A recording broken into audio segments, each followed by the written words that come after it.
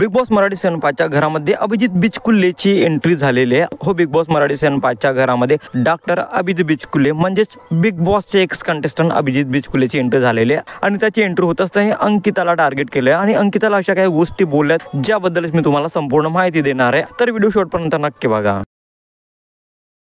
Hello, welcome back to my channel Marathi Bigg Boss update. आपल्याला माहिती आहे की ॲज पर नवीन प्रोमो बिग बॉसचे एक्स कंटेस्टंट अभिजित बिचकुलेची बिग बॉसच्या घरामध्ये एंट्री झालेली आहे आणि घरामध्ये एंट्री करताच त्याने अंकिताला टार्गेट केलंय। हो, अंकिताला टार्गेट केलंय कारण या मागे पण रिझन आहे। कारण बिग बॉस मराठी सीझन 5 आपण पाहिला असेल, अख्खा सीझन पाहिला असेल तर आपल्याला माहिती आहे की अंकिताने सूरजला खूप वेळा टार्गेट केलं आणि तिने खूप वेळा नॉमिनेशन मध्ये सूरजचा पण नाव घेतलेला होता, त्याला नॉमिनेट करण्याचा खूप वेळा प्रयत्न पण केला होता आणि तो बराच वेळा नॉमिनेट पण झाला होता। पण सूरजची जी फॅन फॉलोइंग आहे सोशल मीडियावरती ती खूपच जास्त आणि स्ट्रॉंग आहे आणि त्यामुळे सूरज प्रत्येक वेळेस टॉप वरती आलाय आणि तो इविक्शन पासून वाचलेला आहे आणि या गोष्टीबद्दल अभिजित बिचकुलेला पण माहिती होतं आणि त्यावरच अभिजित बिचकुलेने अंकितावर राग काढला की तुझं जे वागणं आहे सूरजसाठी ते नॉर्मल नाही आहे आणि जेव्हा बघावं तेव्हा तू सूरजला टार्गेट करत असते, सूरजचं असं नाव घेत असतेस, मग तू नॉमिनेशन मध्ये असो की कुठल्याच प्रोसेस मध्ये असो तू नेहमीच सूरजला टार्गेट करत असते।